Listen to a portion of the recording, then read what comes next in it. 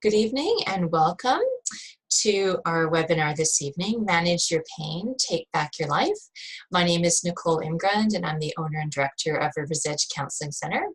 This talk tonight is part of a series that we do called Wellness Matters, and we have a couple of in-person talks here at the center every month, and also we have some occasional webinars as well. And our facilitator for the talk this evening is Tiemer. Lori is one of the therapists on our team here at Rivers Edge Counseling Center. Lori sees kids and teens and adults and families, and we're very fortunate to have her as part of our team. Lori works with people who come for counseling for a variety of reasons, but one of her areas of specialty is helping people who are of chronic and acute pain.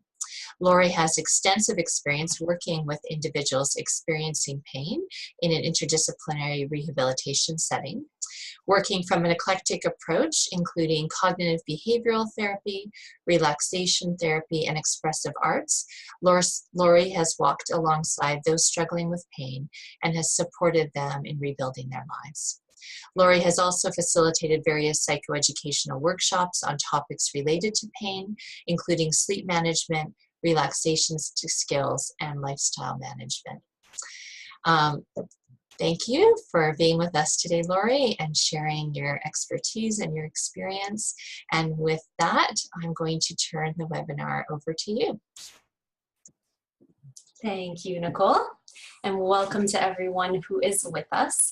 I am just going to take a second to share my screen as I've got a little PowerPoint presentation to go along with my talk here. All right. So again, welcome to everyone who's here. I'm excited to be talking about chronic pain. I think it's such an important topic to be talking about.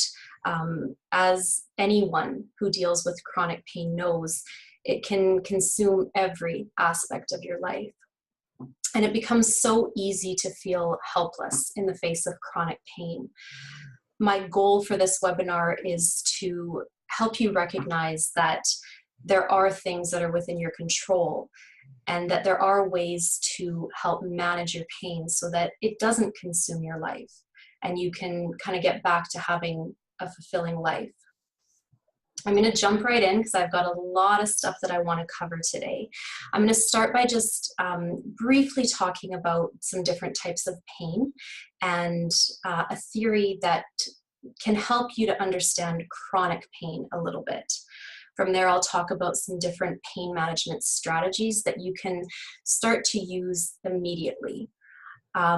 As Nicole had mentioned, I will kind of throw out some experiential exercises for you to do as we go along. So please feel free to write any comments as we go throughout, and we can interact that way a little bit. So just imagine for a moment what it would be like to never experience pain again. Most people who are dealing with chronic pain typically think, yes, that would be wonderful. I would love to never experience pain again in my life. But think for a minute, if you never felt pain, what would happen if, say, you broke your leg? If you touched a hot stove? As you can imagine, the result of not feeling pain in these types of situations could be pretty detrimental. So let's start by talking about that pain that has a purpose, because even though sometimes it's hard to think about pain having a purpose, there definitely is times when pain is serving a very important purpose.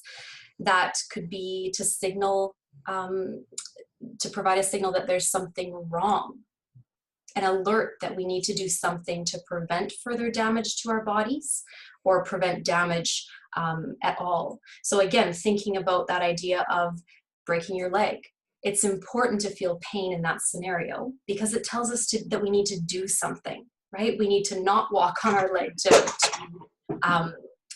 to damage it further. So the pain that has a purpose, this is called acute pain. And it's that pain that we've all experienced. We've all experienced it multiple times throughout our lives, and is the result of some type of damage to our bodies. Typically, acute pain resolves within 6 months. That's kind of the guideline that we use. Most damage to tissue, to nerves, to bones can resolve within about 6 months. And with acute pain, once that damage is healed, we no longer experience pain. So it's this type of pain, this acute pain, that tends to respond well to pain management strategies such as rest and medication.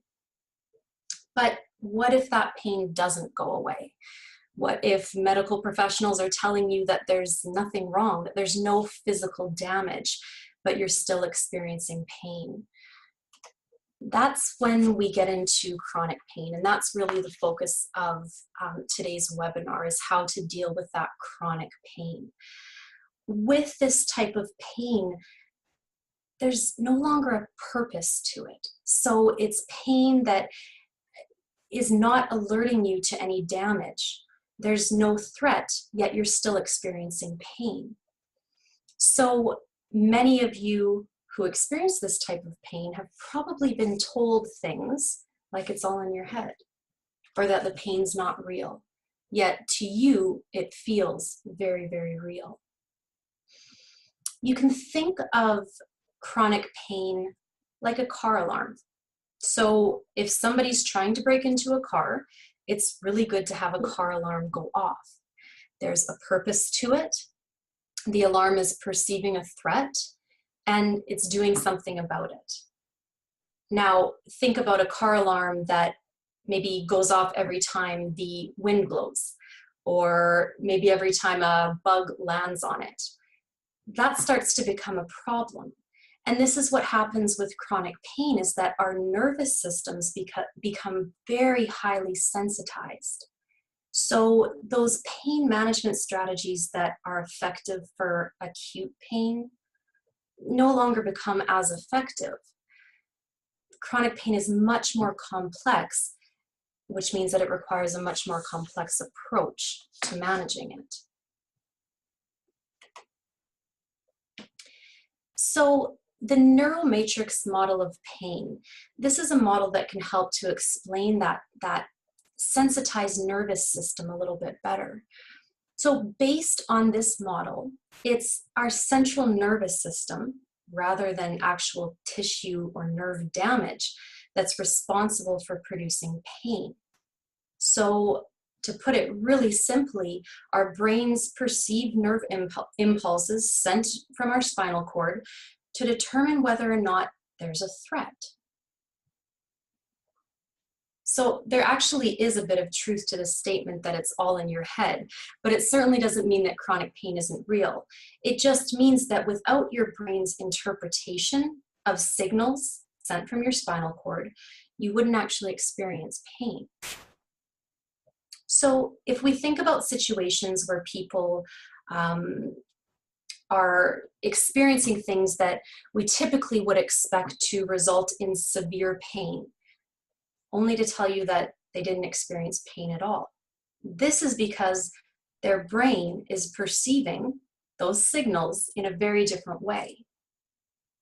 Or people who talk about being in situations that we typically wouldn't expect to result in any type of pain, yet they talk about being in excruciating pain.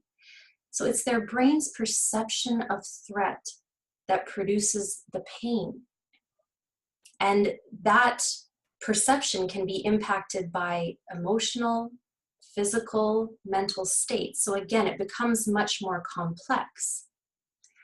Pain is a completely subjective experience, and things like sensory input, context, the way we think about pain, our cognitions, and our emotional state all begin to play a role. So again, you can start to see where we need to bring in a lot of different strategies to address all this stuff that's going on in chronic pain. So I'm just going to jump right into talking about some pain management strategies. And I'm going to start with talking about the mind-body connection.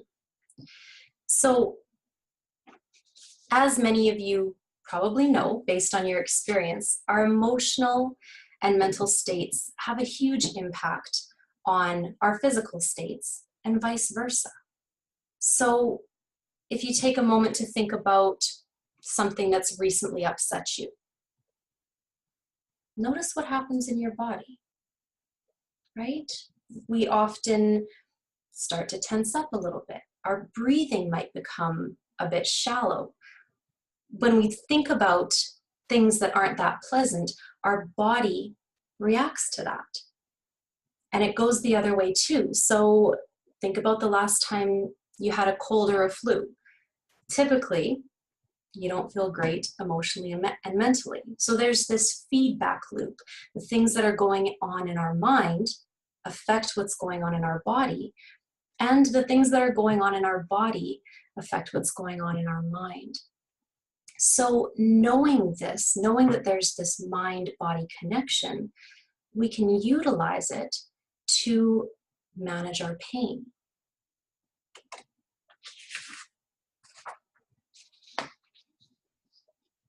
So start by thinking about your body's natural response to pain. Let's say that you stub your toe, which is something that's typically a very painful experience for most people.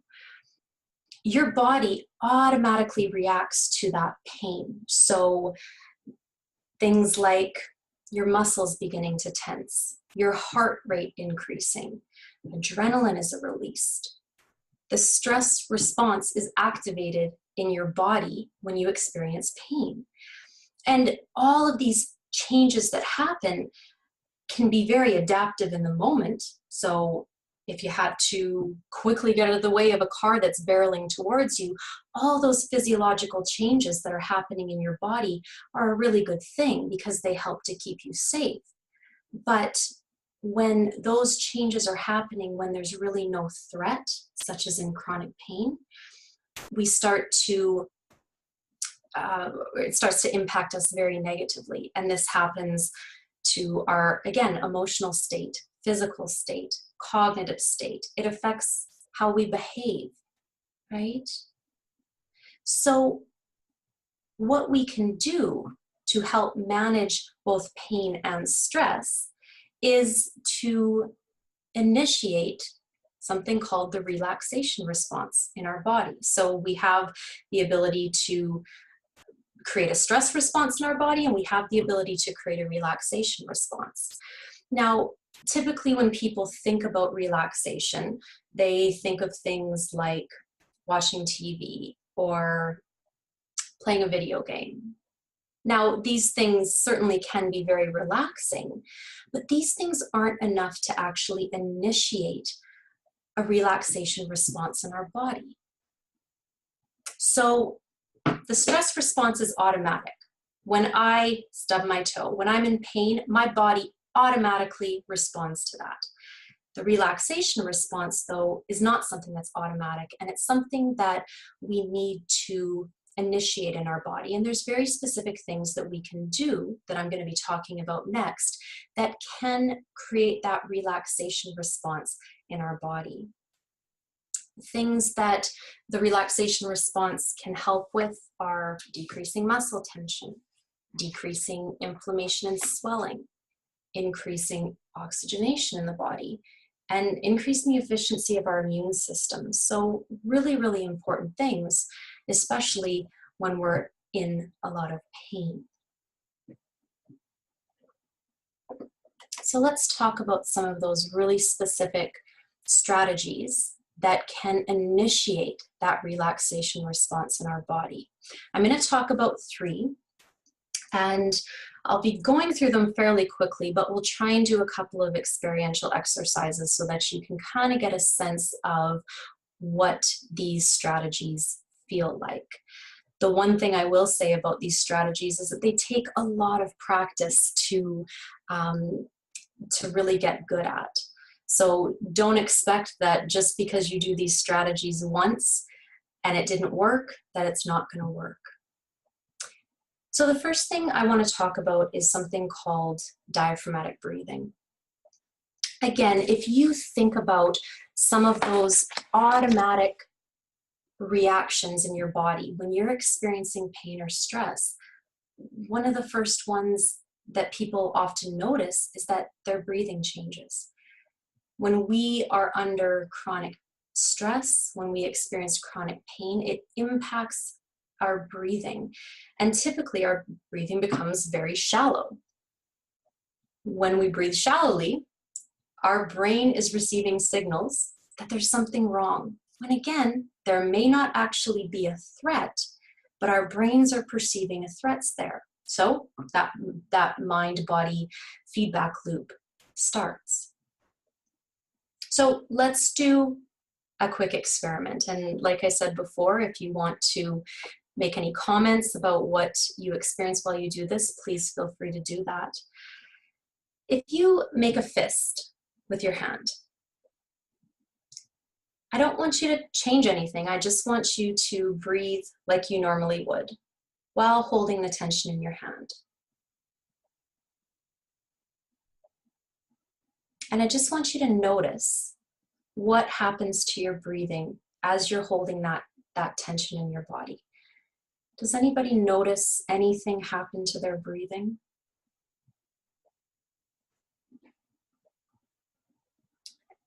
And I'm sorry, Nicole, I don't know if I can see the chat box right now. So if somebody is responding, that's not coming up for me. So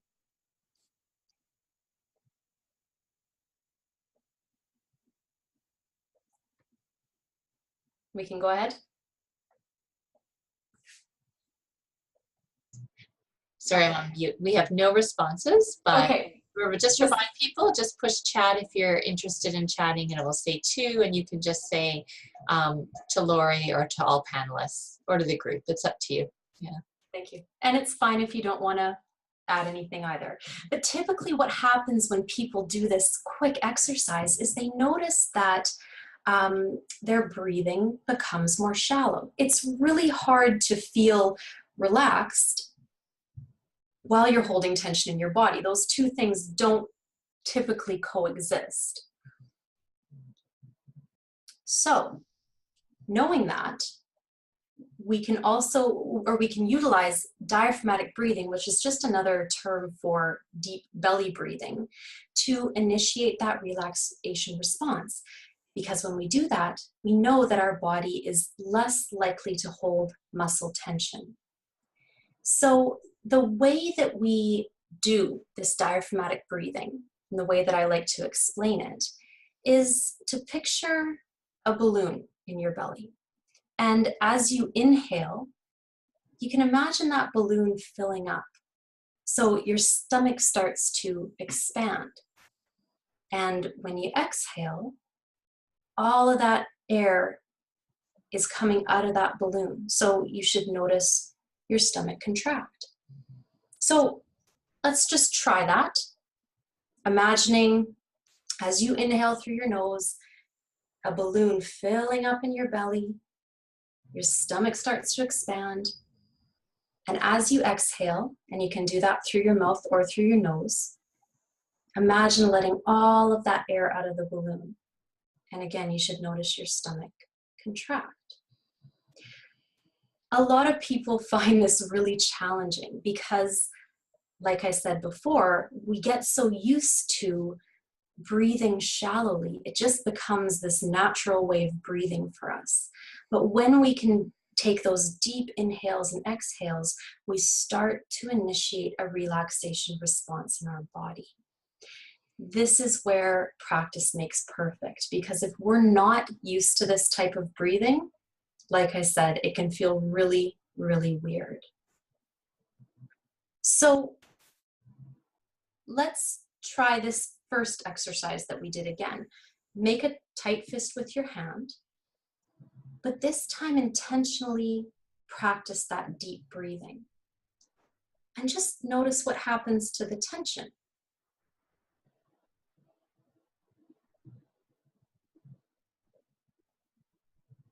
typically what people notice is that it becomes really, really hard to keep that tension.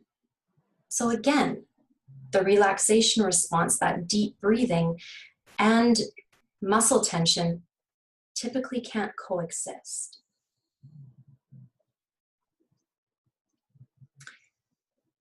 The other strategy I want to talk about that can initiate that relaxation response in our body is something called progressive muscle relaxation.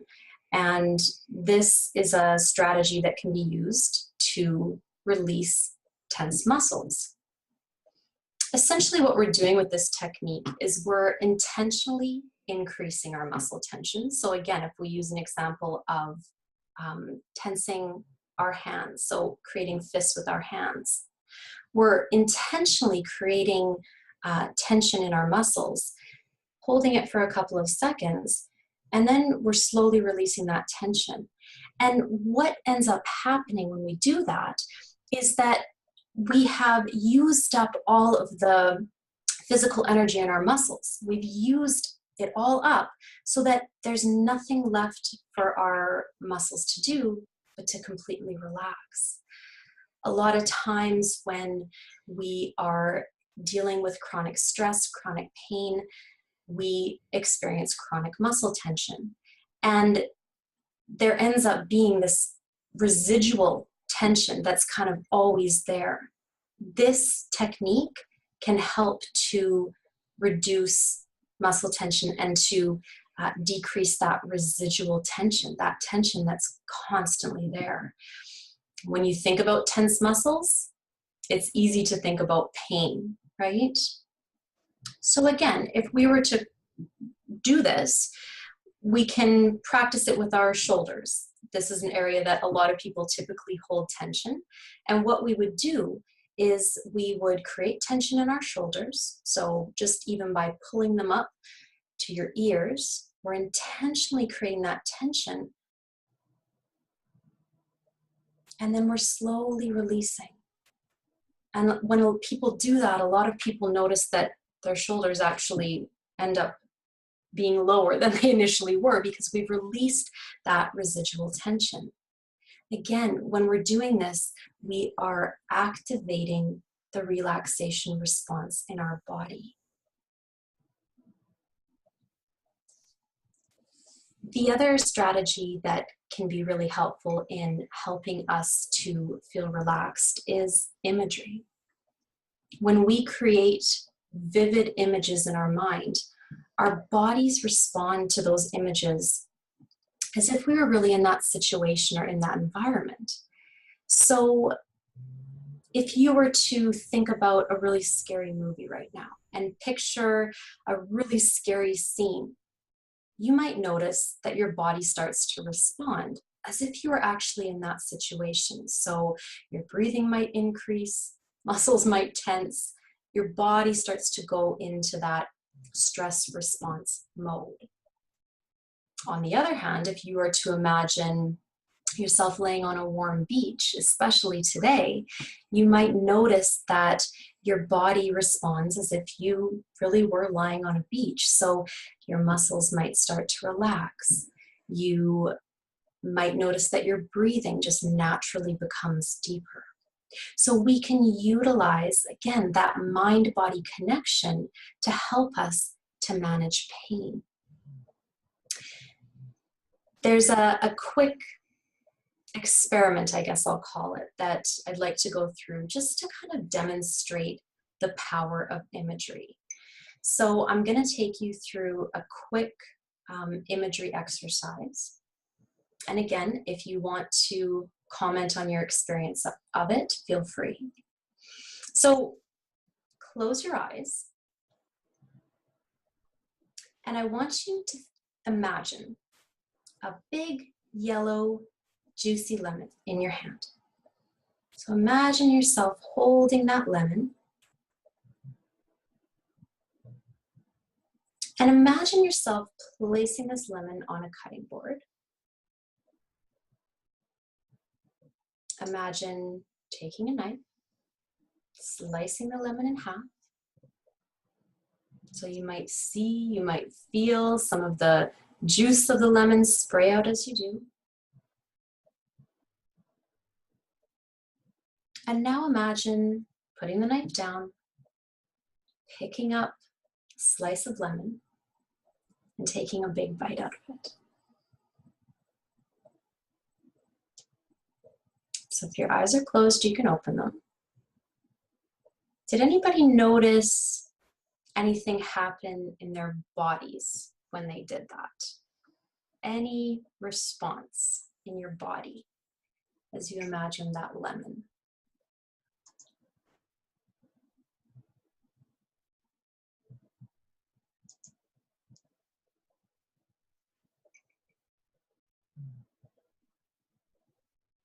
So I'll just give you a minute, and Nicole, I'm going to have to depend on you to let me know if anyone's responded.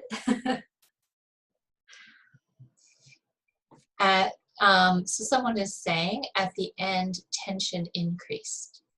Okay, so tension increased. Okay. Did anyone else notice anything?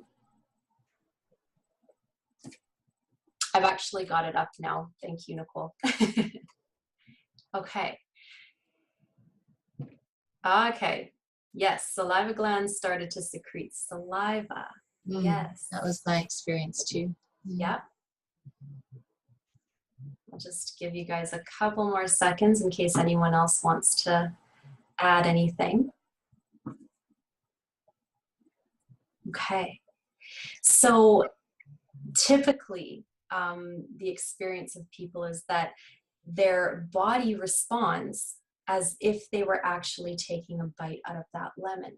So again, the images that we create in our mind can help us to make different things happen in our bodies, right?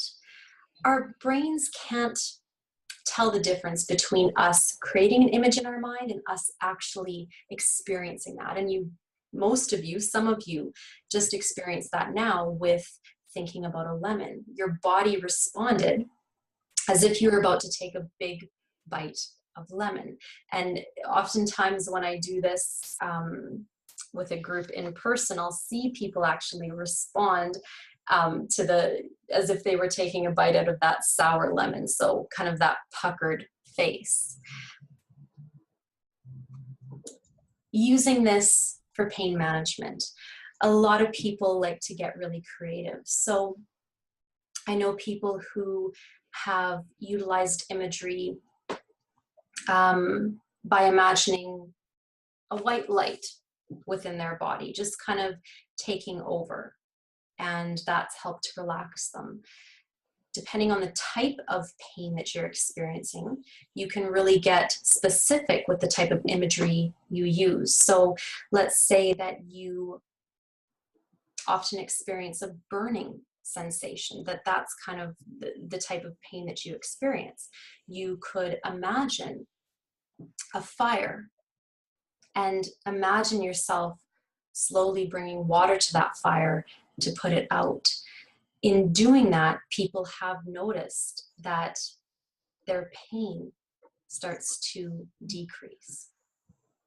Now, again, this is something that takes a lot of practice and is not a simple thing to do, but it can have a huge, huge impact on your experience of pain and your ability to manage that pain.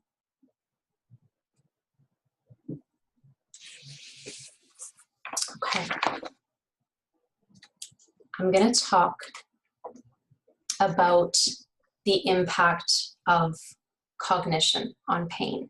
So remember when I was speaking about the NEUROMATRIX model of pain, I talked about our cognition, the way that we think, as having a big impact on how we experience pain. The meaning that we attribute to pain can play a huge role in our experience of it. So let's use the example of two people who have finger pain. One person is a professional piano player. The other person is a dancer, say. each of those people are going to attribute very different meaning to that pain. And it's actually highly likely that that piano player with the finger pain might have or experience more pain because that pain means they can't do their job. So this is where, again, pain becomes a very, very subjective thing. For some people, starting to recognize and possibly reframe the meaning of their pain can positively impact their experience of it. For some people, they start to reframe their pain as maybe being a sign to slow down a bit. There's other people who have seen it as maybe a sign that it's time for a career change, right? When we can start to attribute more positive meanings to our pain, it can start to decrease the intensity of the pain. Focusing on controlling your life versus controlling your pain can also be a really beneficial strategy. It's so easy for pain to begin to take over every aspect of your life, and you can start to feel like the pain is controlling you. When we can start to focus on controlling our lives rather than controlling the pain, so focusing maybe on the things that you still can do instead of solely on the things that you can't do anymore because of the pain, oftentimes our experience of that pain will decrease. So it's not to say that these strategies are automatically going to take away the pain, because the pain is still very real. But some of these strategies can help you to decrease the pain or continue to live in spite of that pain. The way that we think about the pain has a huge impact. So I'm going to read out some statements, and I just want you to notice what your reaction is to these statements. You can't do anything because of your pain. You're worthless because of your pain. There's no point in trying to feel better because nothing will help.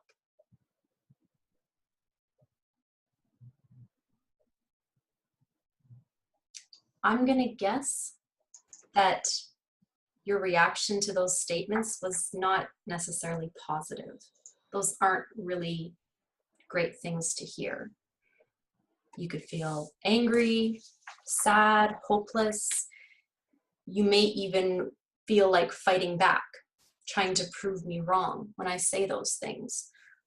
But these types of statements are often going through our heads many times throughout the day, and we don't even realize that we're having these thoughts. Typically, we take them at face value, so we have this idea that if I think something, then it's the truth. But they're not always true. Our thoughts are not always the truth. Once we're able to increase our awareness of thoughts, we can begin to assess them. Are these really the truth? We can possibly begin to challenge these thoughts.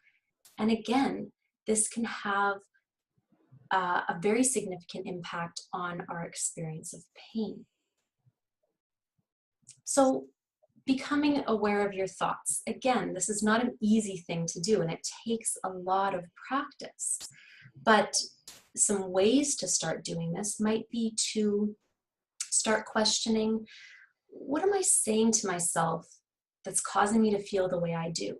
So next time you're feeling angry, sad, frustrated, whatever it is, take a moment to stop and question, what is it that I'm saying to myself right now in this moment? I know for myself, when I'm notice that I'm feeling sad, when I kind of look at the thoughts that I'm having, they tend to be self-critical.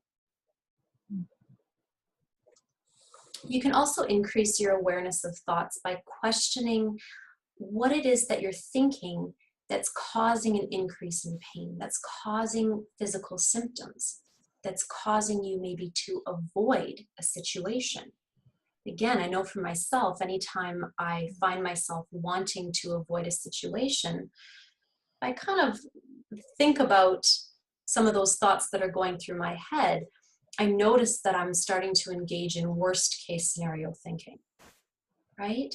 Which isn't always true.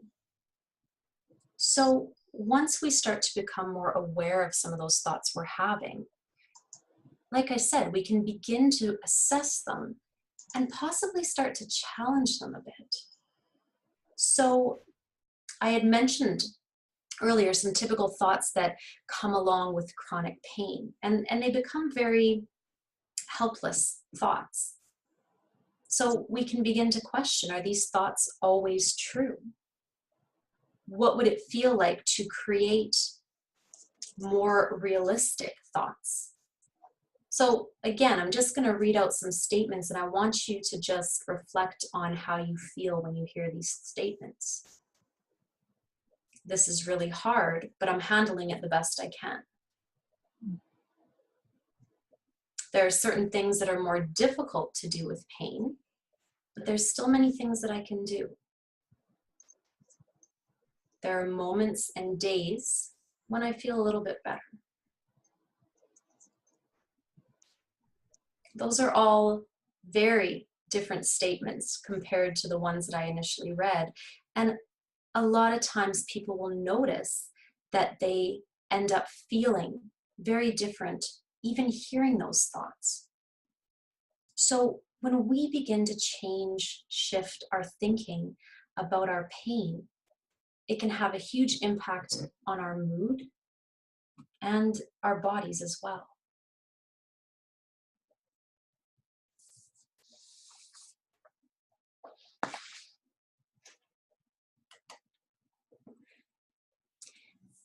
The last strategy I'm going to talk about, and I know I'm going through all of this very quickly, so I am going to be giving you lots of resources at the end to look into some of these strategies further.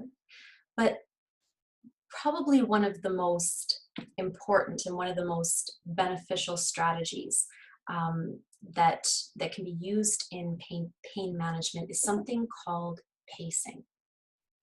So for anyone who is dealing with chronic pain, this little picture that I have up here probably makes a lot of sense to you, and you can probably relate to it. What ends up happening is that when we have good days, so days where we're experiencing less pain, people tend to engage in a lot of activities. They think, wow, I'm feeling good today. I'm going to do all those things that I typically can't do, and I'm going to try and shove them into one day. What ends up happening is that because of that overactivity, you experience an increase in pain, typically an increase in fatigue. And then as a result of that, you have to spend time recovering from that. And that usually involves prolonged inactivity. The result then of that prolonged inactivity is that your body, your muscles start to become deconditioned, and the cycle just ends up continuing. It's only those days that you're having a good day, which become less and less with this cycle, that you end up doing things. So once you kind of start to get caught in this cycle, it ends up taking less work to overdo things, less work to cause pain, fatigue, and it also results in more time resting to recover from that overactivity. I kind of think of pacing like if you were to notice that you have a headache and you think, no, it'll go away. I'm not going to take a Tylenol. But the pain gets worse and worse and worse, to the point where you're on the verge of a migraine when you finally decide to take a Tylenol. It's going to take a lot more Tylenol to bring that pain down than if you were to take that Tylenol when the pain was not as intense And it's the same kind of idea with pacing. So I'm going to talk in detail about how to do pacing because there's a very specific way to do it. I know that people's first response to hearing about pacing is often, I'm never going to get anything done, right? But pacing actually involves working smarter, not harder, in order to conserve energy in the long term. So with pacing, you actually end up being able to be more productive than with this cycle that you see up on the screen right now. Pacing is another thing that's not a simple thing, and it definitely takes time to master. But if you can even just start with thinking about one activity that either you typically overdo on your good days, or you typically experience an increase in either pain or fatigue from doing, that's a good place to start. So I'm going to use an example of washing the dishes.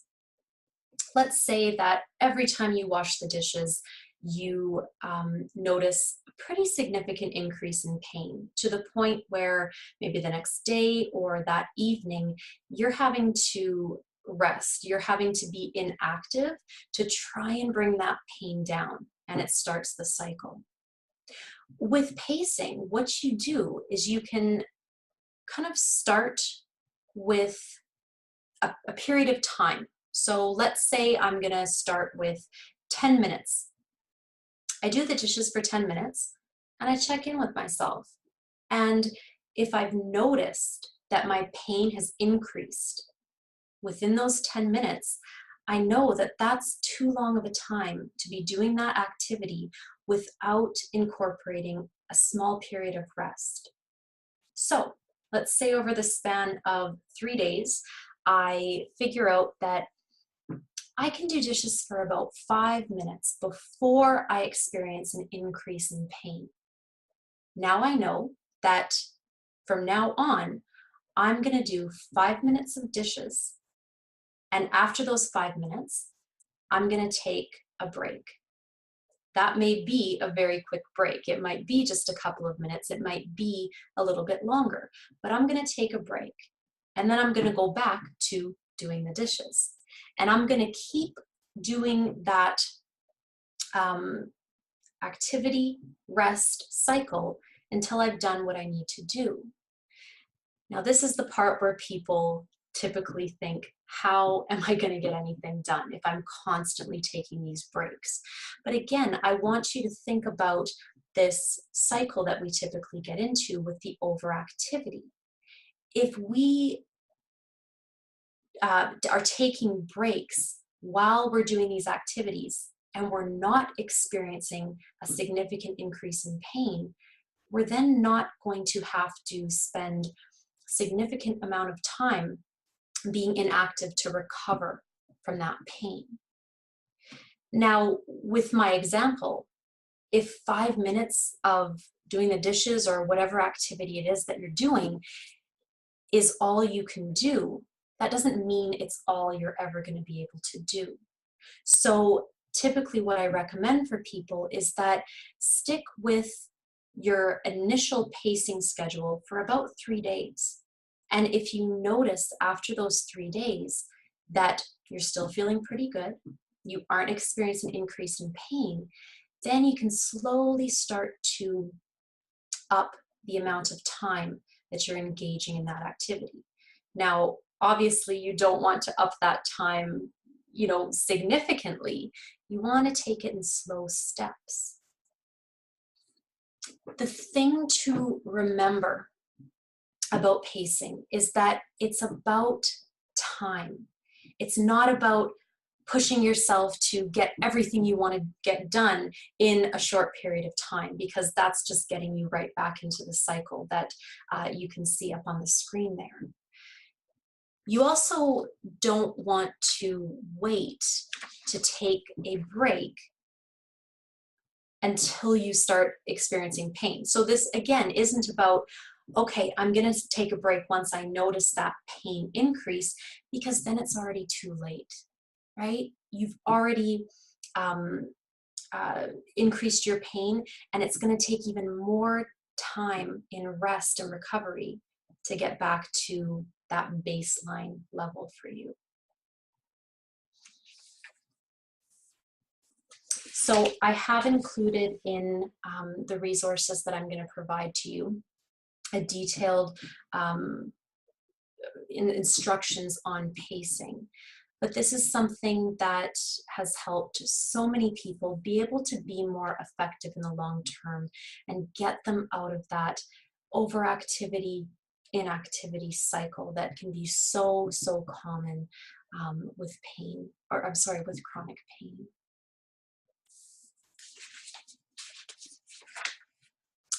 So I know I kind of raced through all of that information.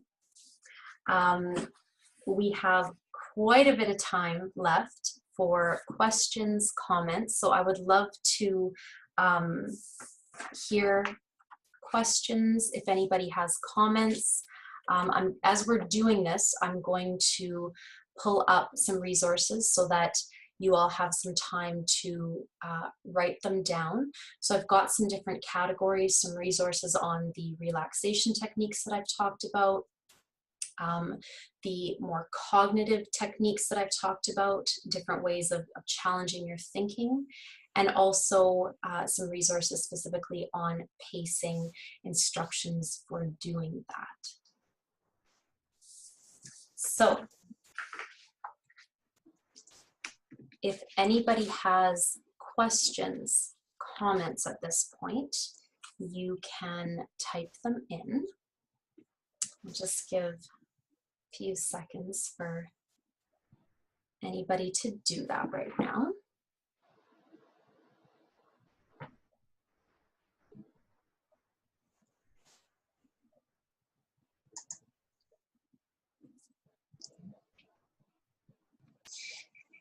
So again, I'm just monitoring the Q&A section. If you have some, feel free to type it in. Maybe while we're waiting, I'll ask a question, Lori. The question that comes to mind for me is just kind of where to start. You've given a few different entry points for people. Do you recommend that people kind of try every area at once, like start some relaxation, cognition, pacing, and see what works for them? Or is it better to kind of choose one area and one thing and start there? What do you find? Yeah, I mean, for a lot of people, I think it's really dependent on kind of what they've already done so far. So I know people who are very much into relaxation strategies, or very much into yoga, where they start to learn about breathing. So they already kind of have that, that base level of knowledge or practice, and that might be something that they want to get into more. I definitely know that hearing about all this stuff can feel really overwhelming, and it's hard to know where to start. There's not necessarily a specific way to utilize these strategies. So I typically do recommend that people start with something that feels easiest to them, whatever that is, right? So if people are feeling like, oh, pacing, that sounds like something that I could do, that I have time to do, that would be a good place to start. The thing about these strategies is that not all of them are going to work for everybody, and that's why there are so many of them, right? Good, thank you. Yeah, I see that a question has come up here. Yeah, I see one here. Someone is saying, I find that the pain I'm in interferes with my sleeping patterns. What can you recommend for that? The relaxation strategies can be extremely helpful for getting your body into that state and preparing it for sleep. So something that I often recommend for that is to begin to engage in some of those relaxation strategies. And again, people might find that not all of them work that they don't like all of them. So trying, you know, the breathing, the muscle relaxation, the imagery, trying them out and seeing what fits best for you is the best way to do it. But practicing some of these techniques right before bed can really help prepare our minds and our bodies for sleep. Practicing these relaxation techniques if you're waking up in the middle of the night due to pain can be a really good strategy for helping you get your body back into that state.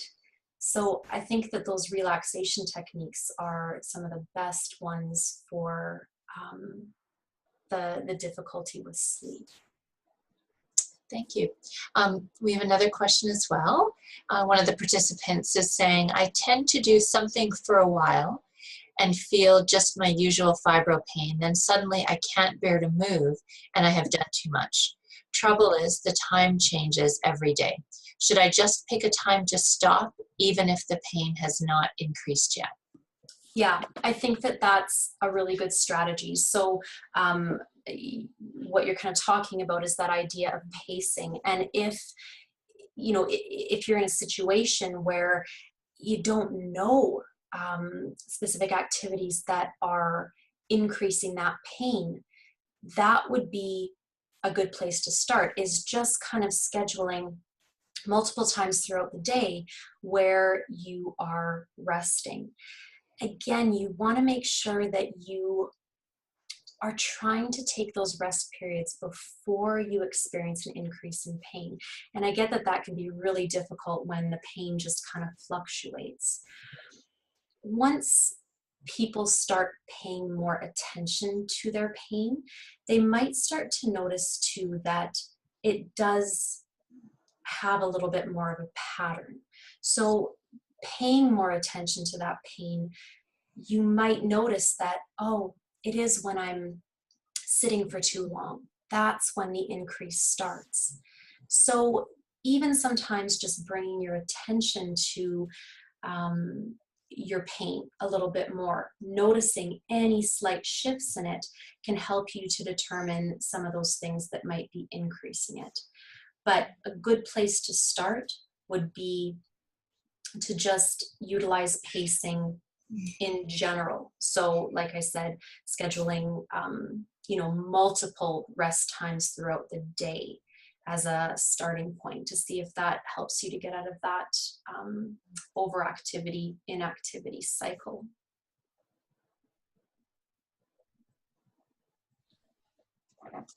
Oh, just looking through here. Okay, another comment is, one of my observations is that many of us who have chronic pain also have a history of childhood or other trauma. Do you have any comments on the relationship between chronic pain and trauma? Mm-hmm.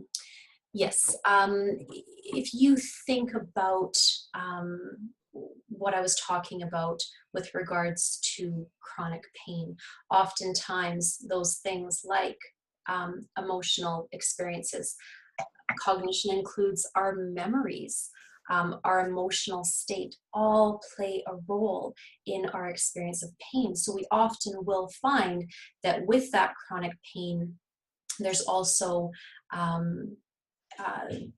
psychological issues too. So yes, oftentimes people who have experienced trauma, their nervous system does become more sensitized.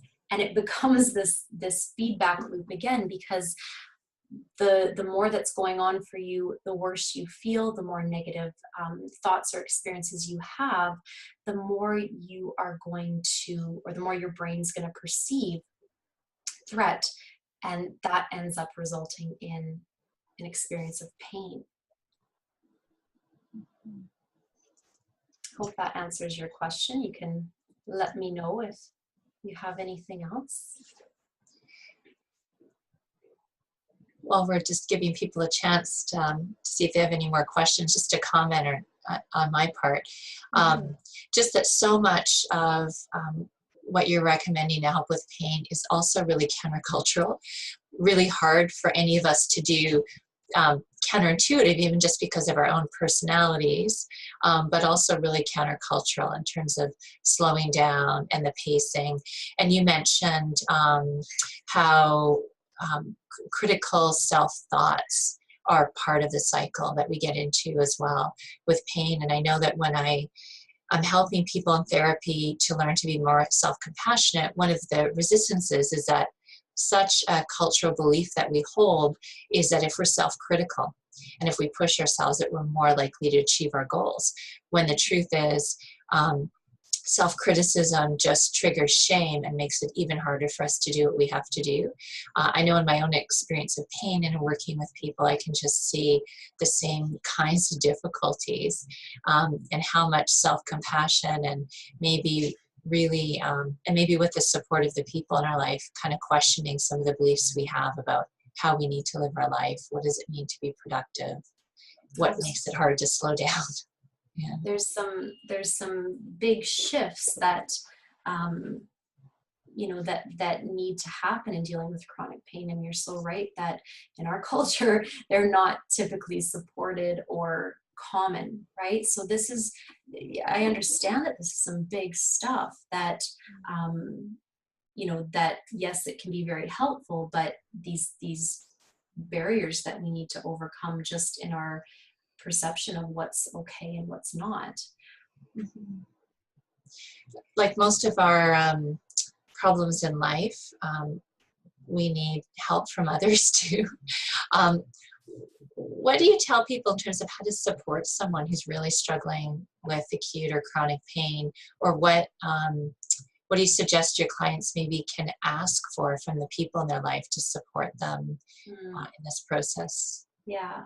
One of the biggest things that people who are experiencing chronic pain talk about is just wanting empathy, compassion from people, right? We talk about this idea of self-compassion, but I find that what people really want from others is just that compassion. So it's about showing that to ourselves, and also getting that from other people in our lives.